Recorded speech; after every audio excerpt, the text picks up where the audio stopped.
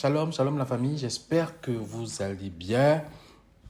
Aujourd'hui, on va parler encore d'une autre œuvre de la chair. Je prie que Dieu prenne ce temps dans le cœur de ses mains.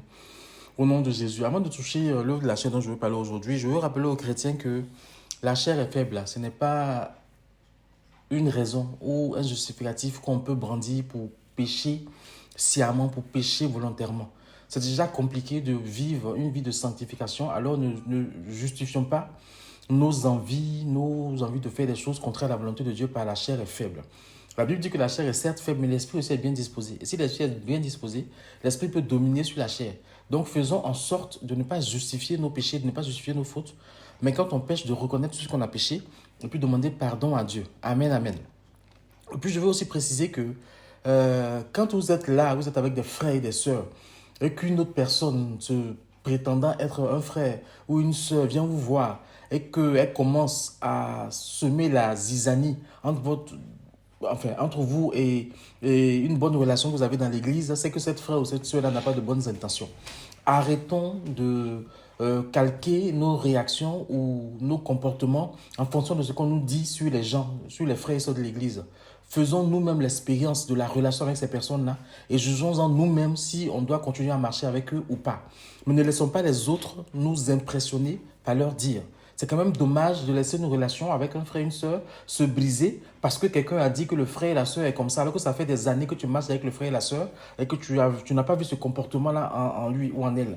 Les gens aussi peuvent changer. Dieu change les gens. Donc acceptons que si le frère était comme ça avant, aujourd'hui il a peut-être changé. Et si dans notre relation avec lui, il n'y a pas eu de raison de croire ce qu'on est en train de nous dire là, ben continuons notre relation avec lui. Et c'est la personne qui nous dit ces choses-là qu'il faut éloigner de nous. Amen, amen. Aujourd'hui, on va parler des jalousies.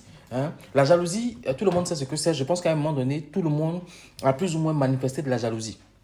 C'est le fait de vouloir posséder ce qui appartient à autrui ou de désirer être à la place des autres. Bien aimé, le seul fait de désirer être à la place des autres, c'est une forme de jalousie. Le seul fait de les critiquer à cause de leur grâce, à cause de leur bien, à cause de leur réussite, à cause de ce qu'ils ont des facilités dans la vie, c'est déjà de la jalousie. Voilà. Je ne parle pas des gens qui disent que telle personne se plaint tant, alors qu'a priori, elle n'a pas de quoi se plaindre. Ça, c'est peut-être qu'on ne comprend pas que la personne vive une situation et puis elle se plaint tout le temps. Mais non, je parle des gens qui critiquent systématiquement les frères et les sœurs qui ont une réussite, qui critiquent systématiquement les frères et les sœurs qui ont des choses que eux ils n'ont pas. Ça, c'est de la jalousie. On peut camoufler ça comme on veut, c'est de la jalousie. Amen. Cette jalousie-là, ça correspond à l'envie. C'est une sorte d'envie. Amen. Et parmi nous les chrétiens, surtout les chrétiens francophones, on a du mal à rendre spontanément grâce à Dieu, à bénir le nom de Jésus parce qu'on a un frère ou une sœur qui a réussi. On va tout de suite ramener ça à nous. On va être triste pour notre situation plutôt que de se réjouir pour le frère ou la sœur qui a réussi. Et ça, c'est quand même dommage. La Bible dit de se réjouir avec ceux qui se réjouissent et de pleurer avec ceux qui pleurent. Si ton frère se réjouit, réjouis-toi avec lui. Il a eu son examen, tu n'as pas eu le tien, c'est pas grave. Tu es triste, c'est vrai, mais Seigneur, je veux bénir ton nom pour mon frère qui a réussi. C'est pas facile.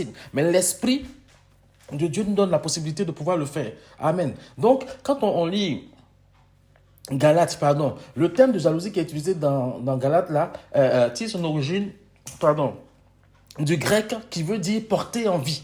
Amen. Porter envie. Et parfois, c'est tellement visible dans l'église qu'on se dit, mais waouh, Jésus-Christ, il faut vraiment que tu nous aides. Il faut vraiment que tu nous aides. Parce qu'on a systématiquement envie que le frère qui a réussi puisse tomber. On a systématiquement envie que le couple là qui va bien puisse connaître des problèmes. On a systématiquement envie que ces personnes-là connaissent des problèmes. Parce que comme ils n'ont pas de problème, ils ne peuvent pas nous comprendre. Non. Peut-être qu'eux aussi, ils ont connu leur temps de problème. Ou qu'aujourd'hui, ils ont fait leur temps de preuve. Dieu les a bénis parce qu'ils ont été fidèles. Toi aussi, sois fidèle afin que Dieu te bénisse. Mais ne soyons pas comme ça jaloux.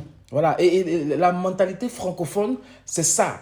J'ai eu un collègue américain dans un établissement où je travaillais qui dit qu'aux États-Unis, c'est bien souvent que dans certaines cités, tu peux laisser ta voiture avec la clé, on ne va pas voler. Il dit, dans les pays anglophones en général, quand quelqu'un réussit, la personne devient pour nous un exemple. Mais il a remarqué qu'en France ici et dans beaucoup de pays francophones, quand quelqu'un réussit, on veut qu'il connaisse des problèmes. On jalouse sa réussite. On veut qu'ils perdent. Et ça justifie aussi la mentalité qu'il y a quand on voit les manifestations qui se passent en France, dans beaucoup de pays francophones. Quand on voit la manifestation, on a l'impression que celui qui a réussi, là, celui qui a la cause de tous nos problèmes, au lieu de se remettre un peu en cause, de savoir qu'est-ce que je peux faire pour moi aussi réussir comme lui. Amen. Il faudrait que dans l'église, ce soit ça.